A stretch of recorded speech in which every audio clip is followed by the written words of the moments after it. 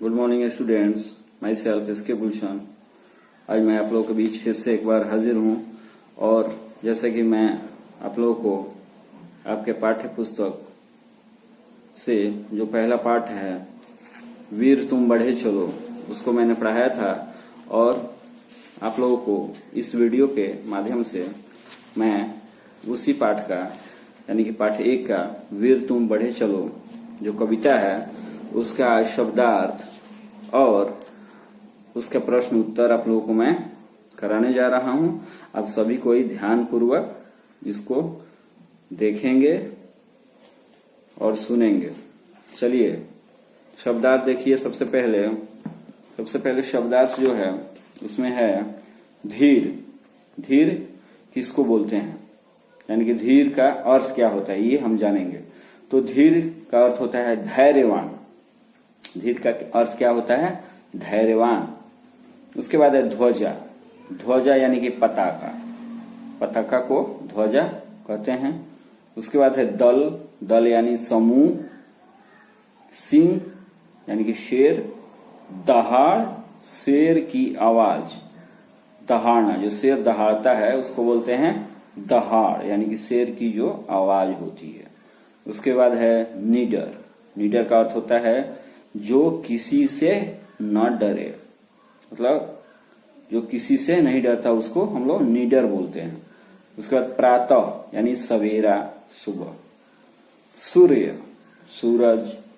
चंद्र, चांद। इसको आप लोग अपने नोटबुक में लिख के याद कर लेंगे और इसके बाद मैं आप लोगों को इसका प्रश्न उत्तर बताने जा रहा हूं। ध्यानपूर्वक सुनिए।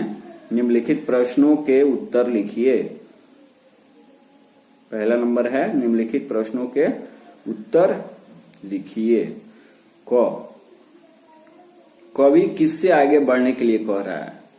कवि किससे आगे बढ़ने के लिए कह रहा है? इसका उत्तर आप लोग नोट कीजिए। देखिए इसका उत्तर है कवि हमें मार्ग में आने वाली बाधाओं से बिना डरे निरंतर आगे बढ़ते रहने के लिए कह रहा है। कवि हमें मार्ग में आने वाली बाधाओं से बिना डरे निरंतर आगे बढ़ते रहने के लिए कह रहा है। इसका उत्तर हो गया। दूसरा प्रश्न है प्रश्न संख्या ख। ध्वज क्यों नहीं झुकना चाहिए? प्रश्न संख्या ख। ध्वज क्यों नहीं झुकना चाहिए? इसका उत्तर है हमारे देश के मान और गौरव का प्रतीक है ध्वज। हमारे देश के मान और गौरव का प्रतीक है ध्वज। इसलिए हमें कभी भी ध्वज को नहीं झुकने देना चाहिए। ध्वज क्यों नहीं झुकना चाहिए? हमारे देश के मान और गौरव का प्रतीक है ध्वज। इसलिए हमें कभी भी ध्वज को नहीं झुकने देना चाहिए। उसके बाद प्रश्न संख्या ग। वीरों को किसकी तरह आगे बढ़ने के लिए कहा गया है? वीरों को किसकी तरह आगे बढ़ने के लिए कहा गया है? ध्यान दीजिए। वीरों को सूर्य और चंद्र यानी सूरज और चांद की तरह आगे बढ़ने के लिए कहा गया है। वीरों को सूर्य और चंद्र यानी सूरज और चांद की तरह आगे बढ़ने के लिए कहा गया है। घ। प्रश्न संख्या घ। इस कविता से हमें क्या शिक्षा मिलती है? तो इसका उत्तर है इस कविता से हमें यही शिक्षा मिलती है कि कठिन से कठिन समस्या भी क्यों न आ जाए, लेकिन हमें उससे पीछे नहीं मुड़ना चाहिए और कैसी भी परिस्थिति हो उसका डट कर मुकाबला करना चाहिए। ये हमको बहुत ही अच्छी सीख देने वाली कविता है। इससे हम बहुत कुछ सीख रहे हैं। क्या कि इस कविता से हमें यही शिक्षा मिलती है कि कठिन से कठिन समस्या भी क्यों न आ जाए, लेकिन हमें उससे पीछे नहीं मुड़ना चाहिए और वीर बच्चे की तरह वीरता से कैसी भी परिस्थिति हो उसका डट कर मुकाबला करना चाहिए। इसका उत्तर हो गया। इसके बाद 2 नंबर में जो प्रश्न है, प्रश्न संख्या 2, उसमें है कि खाली स्थानों की पूर्ति कीजिए। खाली स्थानों की पूर्ति कीजिए। तो इसमें खाली स्थान को हमको भरना है, जो खाली स्थान दिया हुआ है उसको भरना है। तो आइए हम देखते हैं पहले क्या है।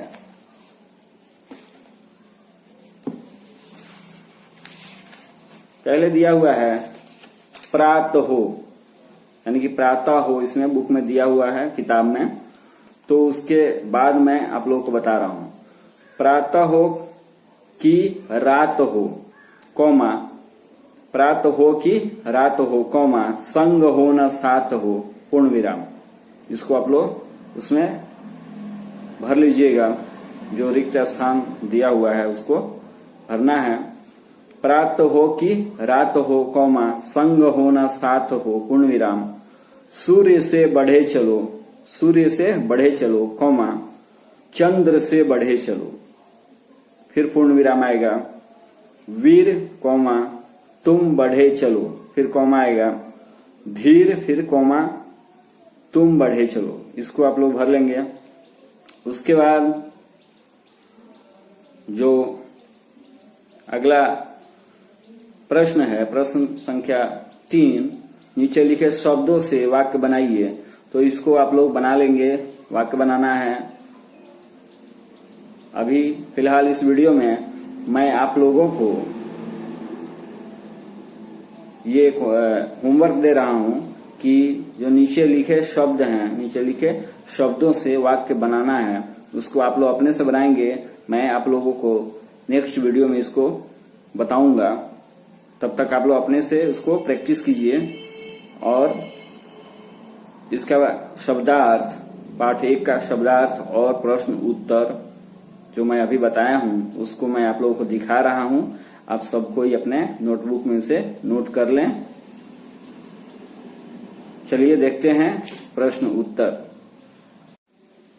पाठ 1 का शब्दार्थ है, इसको आप लोग याद कर लेंगे। धीर, धैर्यवान, ध्वजा, पताका, दल, समूह, सिंह, शेर, दहाड़, शेर की आवाज, दहाड़ना, निडर, जो किसी से न डरे, प्रातः, सवेरा, सुबह, सूर्य, सूरज, चंद्र, चांद। इसको आप लोग याद कर लेंगे।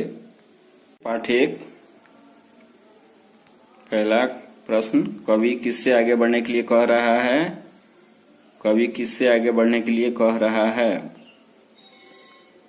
इसका उत्तर है, कवि हमें मार्ग में आने वाली बाधाओं से बिना डरे निरंतर आगे बढ़ते रहने के लिए कह रहा है। क का उत्तर हो गया।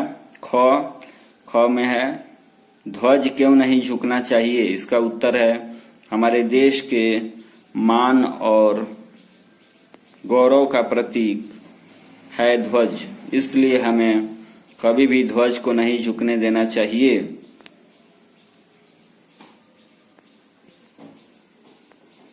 इसको आप लोग नोट कर लिए।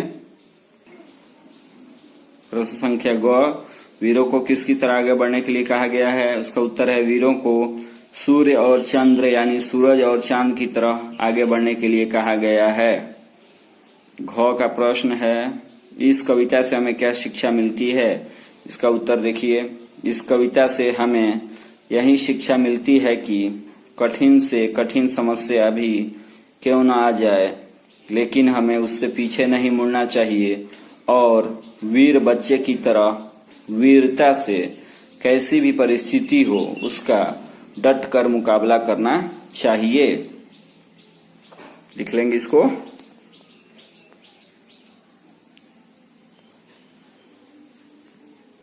उसके बाद 2 नंबर में है, रिक्त स्थानों की पूर्ति कीजिए। इसको देख लीजिए आप लोग। पहले दिया हुआ है प्रातः, तो प्रात हो कि रात हो, कौमा, संग हो न साथ हो, पूर्ण विराम। सूर्य से बढ़े चलो, कौमा, चंद्र से बढ़े चलो, पूर्ण विराम। वीर कौमा तुम बढ़े चलो कौमा धीर कौमा तुम बढ़े चलो पूर्ण विराम। चलिए, आशा करता हूं आप लोग अवश्य ही इस वीडियो के माध्यम से शब्दार्थ और प्रश्न उत्तर को समझ पाए होंगे और आगे भी इस वीडियो के माध्यम से इसका प्रश्न उत्तर और शब्दार्थ आप लोग अपने नोटबुक में नोट कर लेंगे। फिर हम मिलेंगे नेक्स्ट वीडियो के साथ। तब तक आप लोग अपना ख्याल रखें। धन्यवाद।